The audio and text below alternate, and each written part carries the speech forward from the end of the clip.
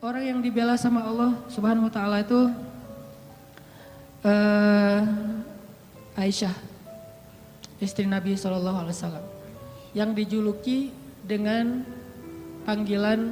dua panggilan Aisyah. Yang satu panggilannya Humaira. Apa arti Humaira? Kalau lagi malu wajahnya merah. Pernah ngeliat cewek wajahnya merah? Pakai gitu ya. Kalau Aisyah itu bukan karena dia make upan, memang wajahnya merah kalau lagi malu. Kalau Nabi muji-muji Aisyah, malu merah. Malu pakai ngomong. Itu mah saya. Aisyah Humaira, wajahnya kemerah-merahan. Saking putihnya Aisyah, Abu Bakar itu kan orangnya putih, makanya anaknya juga kenapa dipanggil Abu Bakar? Padahal bukan nama aslinya, itu Aka lah ya, S non S gitu. Aka Abu Bakar. Kenapa dipanggil Abu Bakar? Abu Bakar itu artinya bapak yang punya anak perawan yang cantik-cantik. Aisyah, Asma, itu cantik-cantik semua tuh. Makanya bapaknya dipanggil Abu Bakar. Kita kalau punya, kita yang belum nikah, yang udah nikah, kalau punya anak cewek 2 orang, maka dia bisa dipanggil Abu Bakar. Walaupun namanya bisa aja Asep, bisa aja siapa gitu, tapi bisa dipanggil Abu Bakar. Kenapa? Punya anak perawan, cantik, soleha. Humaira. Nama lainnya, Nabi juga senang manggil Aisyah itu dengan panggilan Aish. Disingkat Aisyah jadi Aish. Dalam bahasa Sunda jadi Eis. Itu benar. Pasti orang Sunda manggil Eis itu asal muasalnya dari panggilan Aisyah. Karena kita nggak bisa susah ngucapin A, dari Aish jadi Eis. Berarti orang Sunda juga ada hubungannya dengan para ulama. Eis.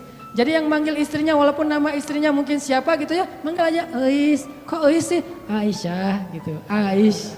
Panggilan sayang Nabi nih. Saking cantiknya Aisyah, banyak yang sebetulnya baper ketika Nabi nikah sama Aisyah. Patah hati cowok-cowok Madinah. Oh, apaan sih Nabi nikah sama Aisyah? Ramai aja tuh.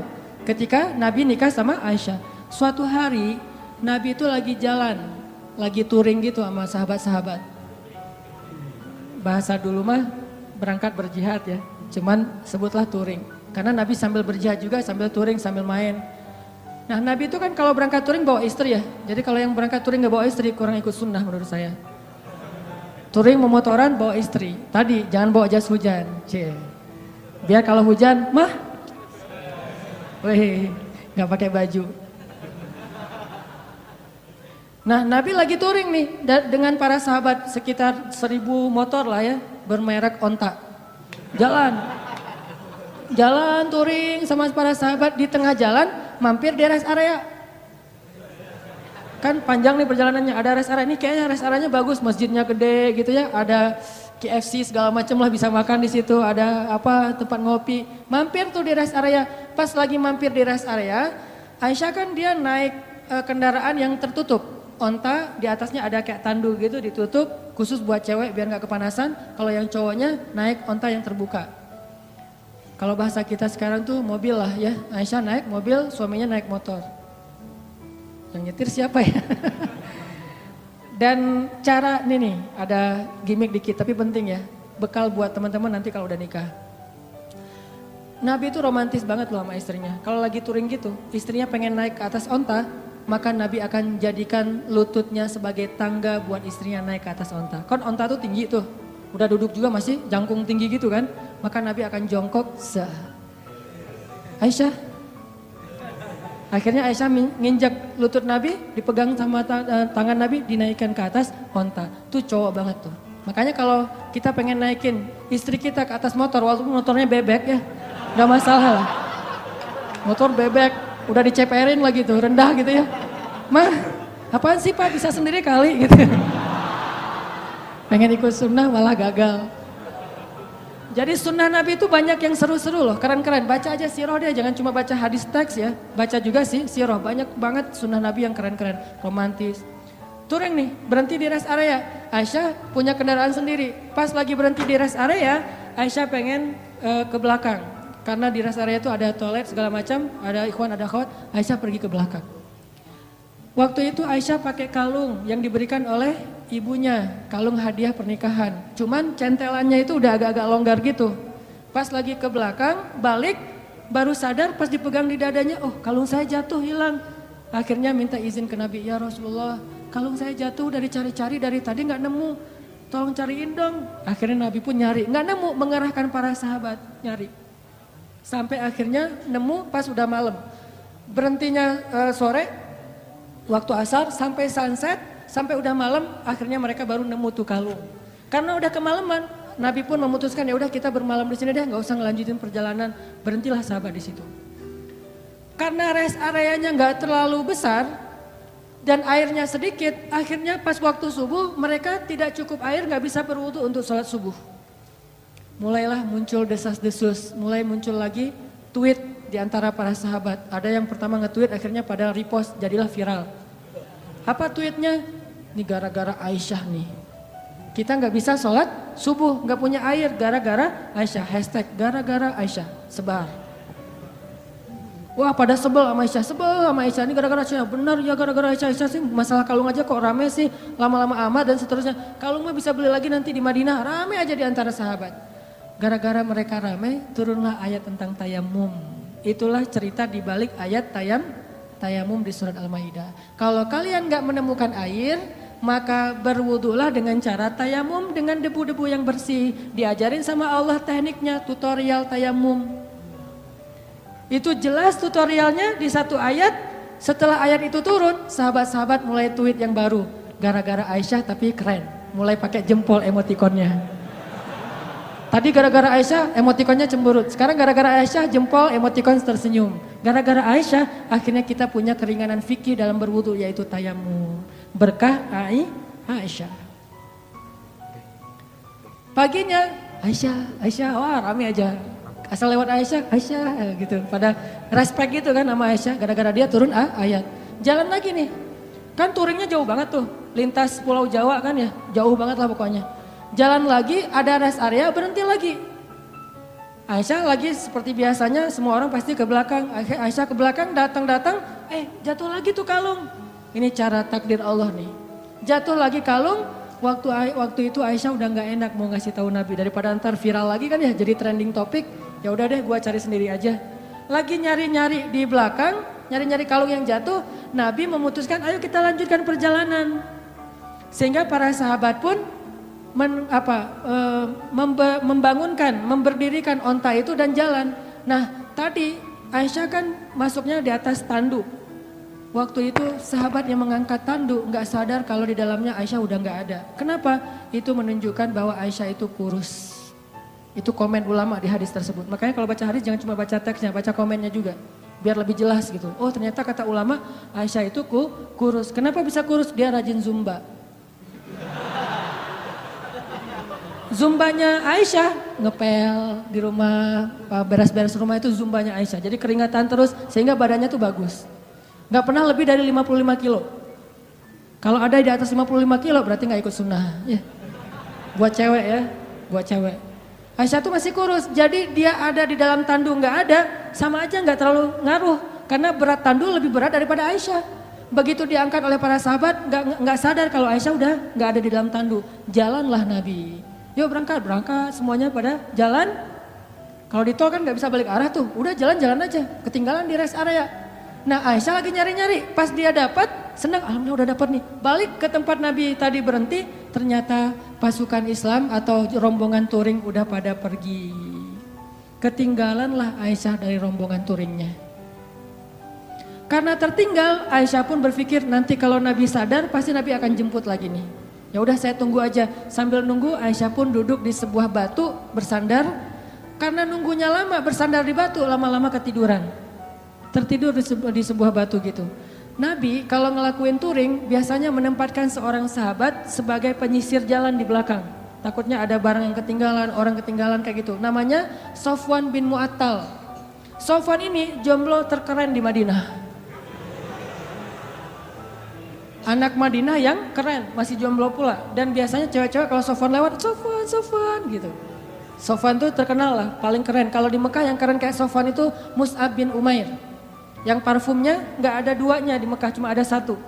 Sehingga kalau Mus'ab lewat di sebuah gang, cewek-cewek langsung sadar, Mus'ab baru lewat loh, kenapa? Gua cium harumnya parfum Mus'ab.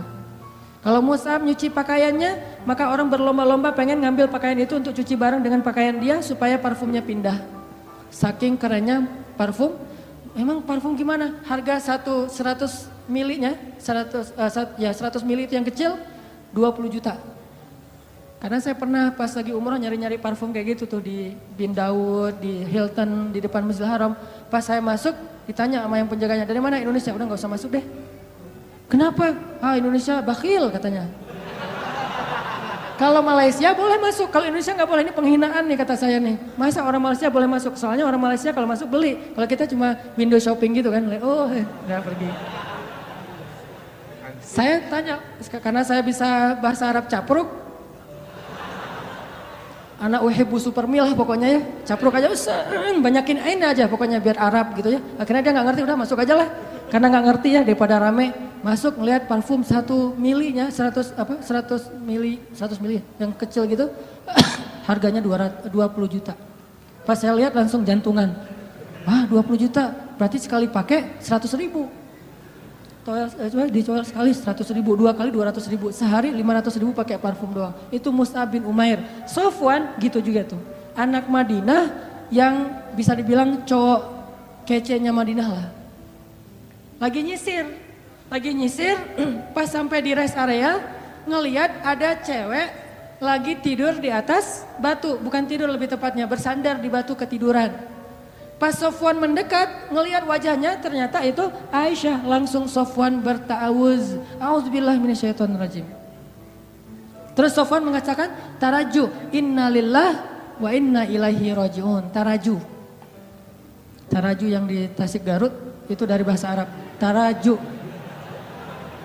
Apa arti taraju? Innalillah wa inna ilaihi rajiun. Taraju artinya mengucapkan innalillah. Langsung Sofwan, innalillah wa inna ilaihi rajiun, berpaling. Coba bayangin, solehnya Sofwan. Kalau kita kan alhamdulillah, kebalik ya.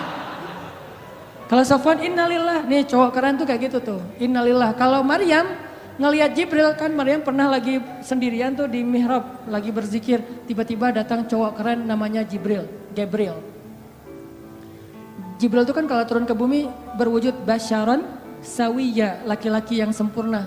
Pas Maryam ngelihat cowok keren gitu, apa kata Maryam? A'udzubillah. Bukan Masya Allah, bukan. A'udzubillah. Jadi cewek-cewek nih kalau ngelihat postingan ada cowok yang keren, a'udzubillah, yang mana ya tadi?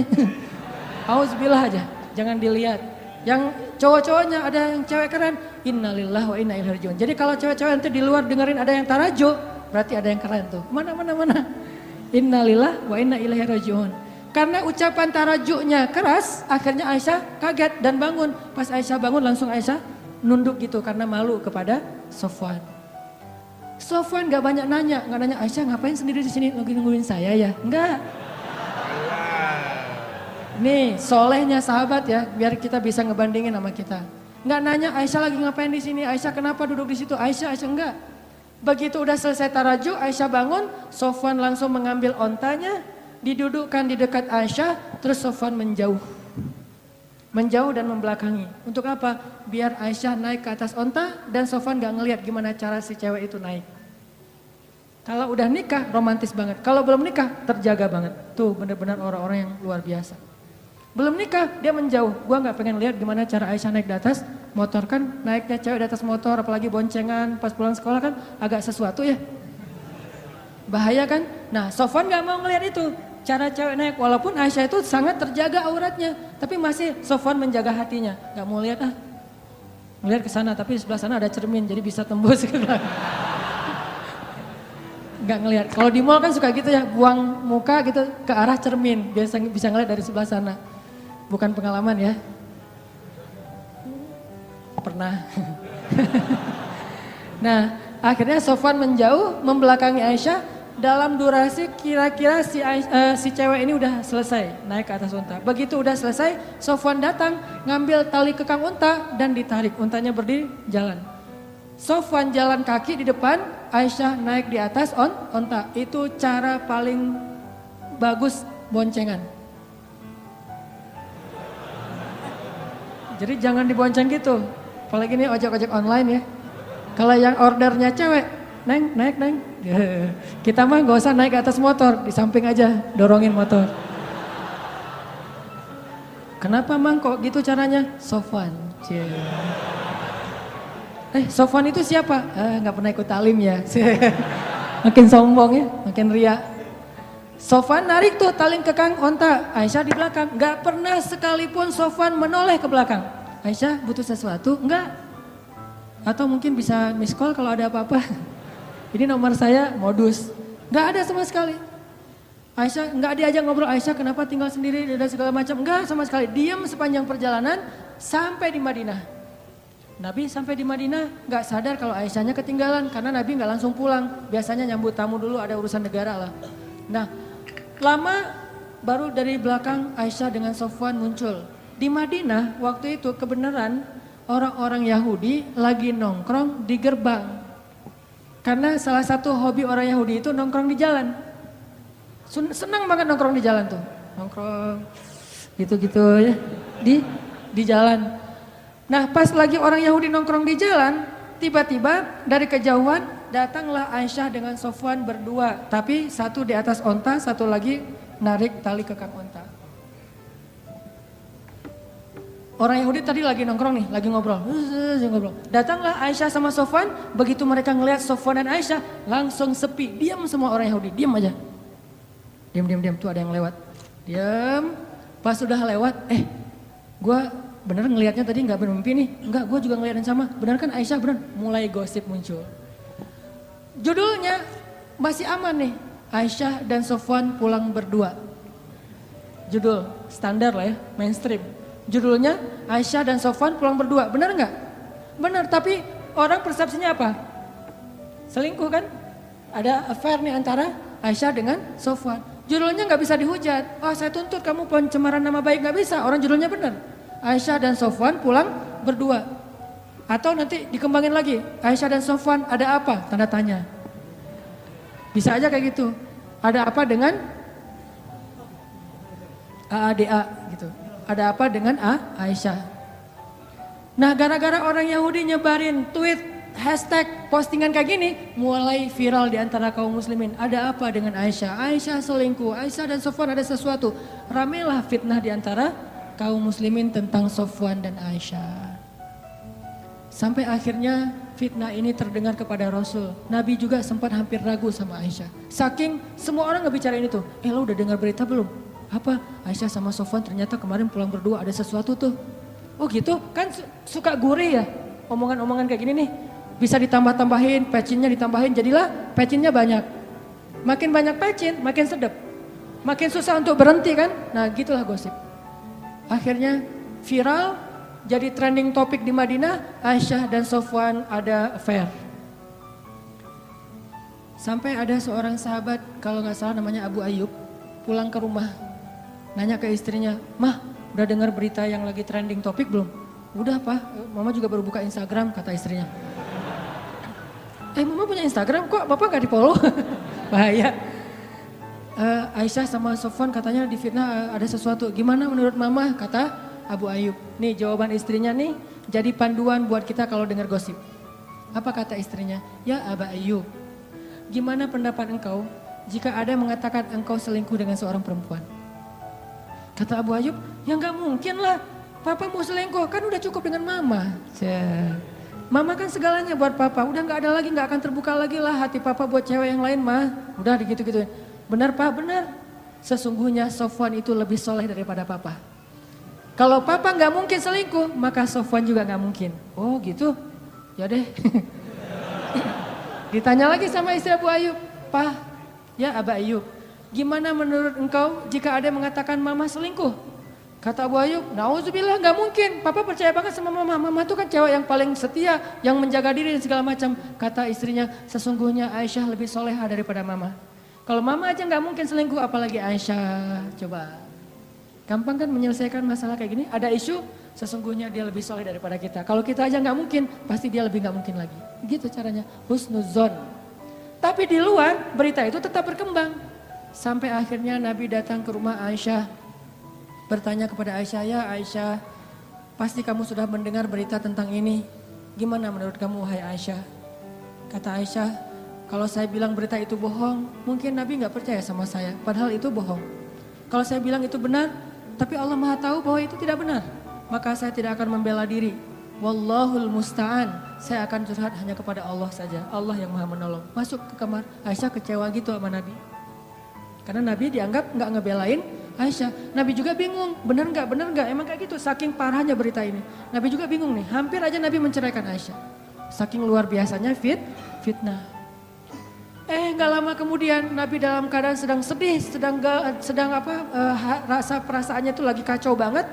Turun surat An-Nur, ngebelain Aisyah. Sesungguhnya orang-orang yang menyebarkan berita bohong itu adalah bagian dari umat Islam sendiri. Ternyata yang menyebarkan itu bukan orang Yahudi cuma munculin tweet pertama orang Yahudi, tapi yang bikin dia viral orang Islam. Mungkin postingan pertama bukan dari orang Islam, dari luar, sengaja pengen bikin masalah. Yang bikin itu jadi fitnah, kita sendiri nge-repost sembarangan. Mungkin gak ada masalah sebetulnya, kita aja yang membentur-benturkan. Sesungguhnya yang membawa berita bohong itu adalah orang Islam sendiri. Maka katakan kepada mereka, jika kalian tidak bertobat sesungguhnya itu zalim yang paling besar. Janganlah kalian meringankan ucapan kalian, meremehkan, sesungguhnya di sisi Allah itu dosa besar, dan seterusnya. Satu halaman penuh ayat turun untuk ngebelain Aisyah. Bayangin, satu halaman di surat An-Nur. Khusus tentang Aisyah. Akhirnya Nabi pas dapat ayat ini, ngumpulin para sahabat, ayo ngumpul. Nabi pun membacakan ayat itu, para sahabat bertakbir, Allahu Akbar. Ternyata sudah turun tabayyun dari langit, bukan dari bumi. Klarifikasinya, yang membersihkan nama baik Aisyah dan Sofwan, Allah Subhanahu wa Ta'ala, langsung dari Allah. Sehingga akhirnya Nabi pun datang ke rumah Aisyah, nyari, ya Abu Bakar, sudah turun ayat, mana Aisyah? Aisyah disuruh keluar oleh Abu Bakar. Ketika Aisyah udah keluar, Rasulullah mengatakan, ya Aisyah, berbahagialah, Allah sudah turunkan ayat yang membela kamu, bahwa sesungguhnya itu semuanya berita bohong. Aisyah pun masuk lagi ke kamar dalam keadaan ngambek. Abu Bakar masuk ke dalam, Aisyah kenapa masih ngambek sama Rasulullah? Udah ucapin terima kasih sama Nabi.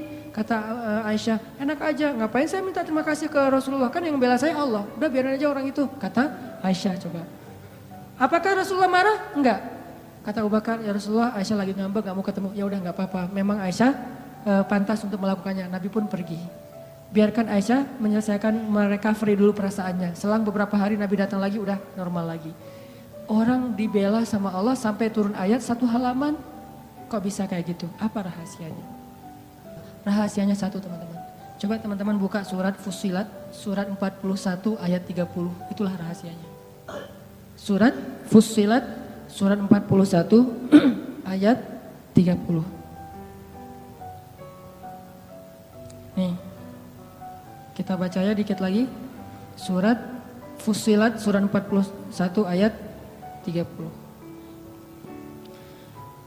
Bismillahirrahmanirrahim. Mangga.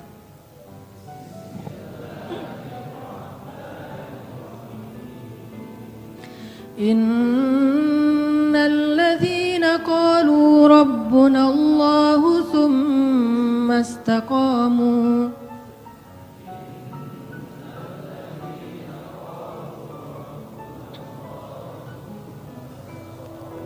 تتنزل عليهم الملائكة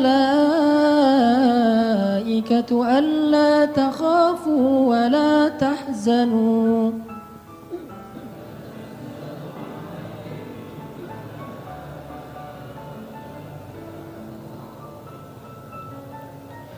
وأبشروا بالجنة التي كنتم توعدون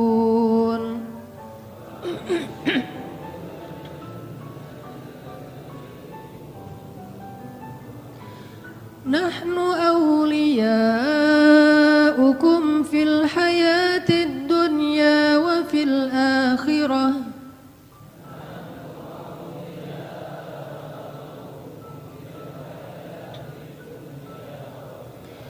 ولكم فيها ما تشتهي أنفسكم ولكم فيها ما تدعون